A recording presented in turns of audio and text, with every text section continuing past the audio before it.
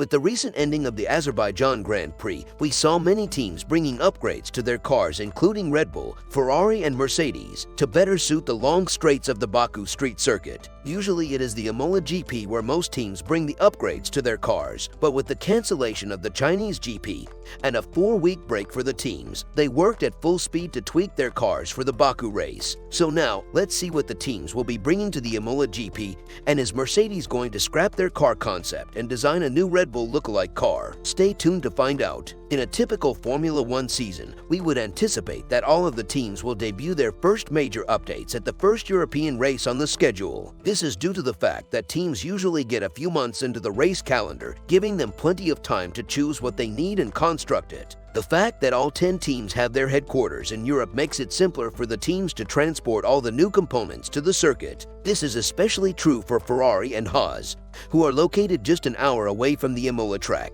the site of the first European race of the current season. Let's begin with Red Bull. The Red Bull RB19 car looks unbeatable at this point. The genius of Adrian Newey and his technical team really shows in the performance of the car, especially on the straights. Compared to RB18, their 2022 car, the so-called triple DRS effect of Red Bull is a massive advantage for them over the others. Red Bull have around 10 to 20 kilometers per hour speed advantage on the straights. In terms of upgrades, the Milton Keynes-based team brought minor upgrades to the car at Baku. A newly designed side pod inlet, coke, engine cover, minor revisions to the floor edge and wing geometries, and the outer fence has a revised top edge profile. The Milton Keynes-based team was given a 10% reduction in aero development time for this season after it was discovered to have exceeded the cost cap on its way to helping Max Verstappen win the 2021 driver's title. While it believes it has mitigated the impact of the sanction thus far in developing its RB19, it is well aware that things will become more difficult in the future, so it will be exciting to see what other upgrades the Red Bull team brings to the already dominant Red Bull RB19 car at the Imola track. Ferrari are having a lot less fun right now than they were at this same time last year. After winning 2 of the first 3 races of the ground effect era, Charles Leclerc was in complete control going into the 4th round of the 2022 season. But as of now, it's completely opposite situation. Lagging behind Red Bull with a deficit they didn't foresee, Ferrari have adjusted their development plan with reports that their reprofiled side pods are ready earlier than expected. According to the Italian media, Ferrari's aerodynamic package arrived earlier than expected and includes more hollowed-out side pods in the lower part to increase the opening under the radiator vents and the flow rate. The redesign also aims to reduce drag and improve airflow to the floor. It has been described as a step forward, but it has necessitated a few other changes to the car, including Ferrari revising the cooling system and relocating ducts. With only one practice session available to teams, FP1 on Friday, to test new components, the Azerbaijan Grand Prix will mark the first race to utilize standalone sprint qualifying. There isn't much time left for Ferrari to test the new and old models back-to-back, so they have delayed their presentation until Imola. The good news is that Charles Leclerc has tested the upgrades in the simulator and saw positive output in the simulations. Team boss Fred Vasseur recently spoke about Scuderia's 2023 upgrade plan, admitting that they've accelerated it due to their deficit to Red Bull. Honestly, I don't even think Red Bull can say that they have everything under control. It's the DNA of our business. He said, "You have to do a better job in every single race and to understand more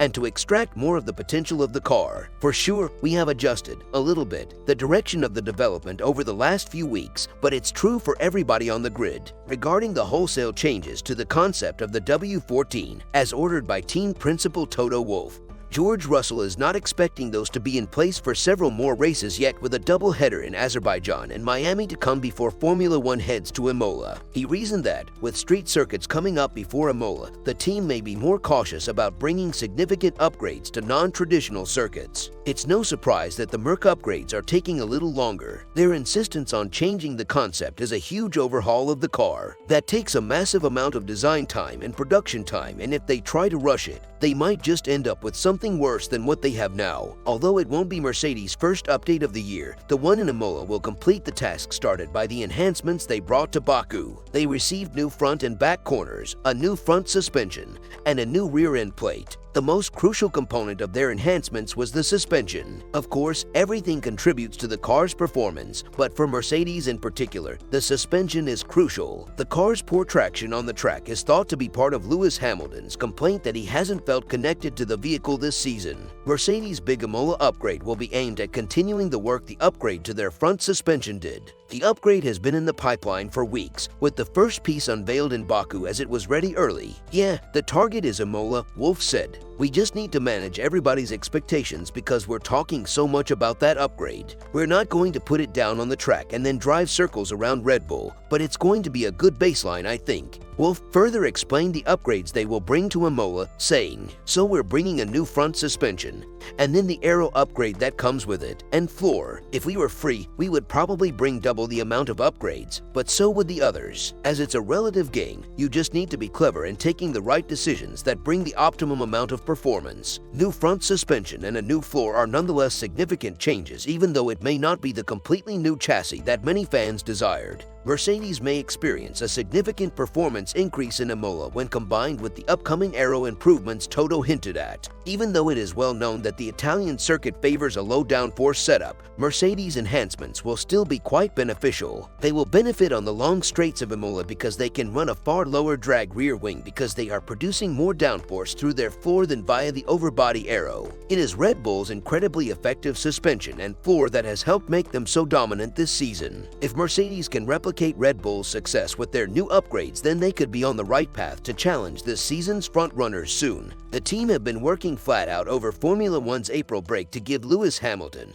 and George Russell a more balanced car with improved suspension, so hopefully it works. Now let's finish off with the dark horse of the 2023 season, Aston Martin. This team somehow managed to get 3 podiums in the first 3 races of the season, and that shocked everyone for sure. With 2-time F1 world champion Fernando Alonso behind the wheel of the MR23, it just looked poised to finish ahead of other teams like Mercedes, Ferrari and Alpine. Although they are not close enough to challenge Max and Red Bull for the title, they surely are improving day by day, and their upgrades might just give them an edge they need to score the first win of the season at Imola. Aston Martin introduced a new rear wing at the Azerbaijan Grand Prix, but it will be one of only a few the team will develop this season due to budget cap restrictions. Technical Director Andrew McCullough explained, "We are every week in the wind tunnel looking for development avenues that can bring significant performance, keeping the cost ceiling in mind. From Baku onwards, parts will come in. It's really the process that everyone is doing right now." The team has been concentrating on finding cost-effective ways to enhance the performance of the car while still being aware of the cost cap, which prohibits teams from spending more than $135 million a year. Alonso has also acknowledged that their lack of strength in straight-line speed is a result of the team running larger wings to compensate for a diffuser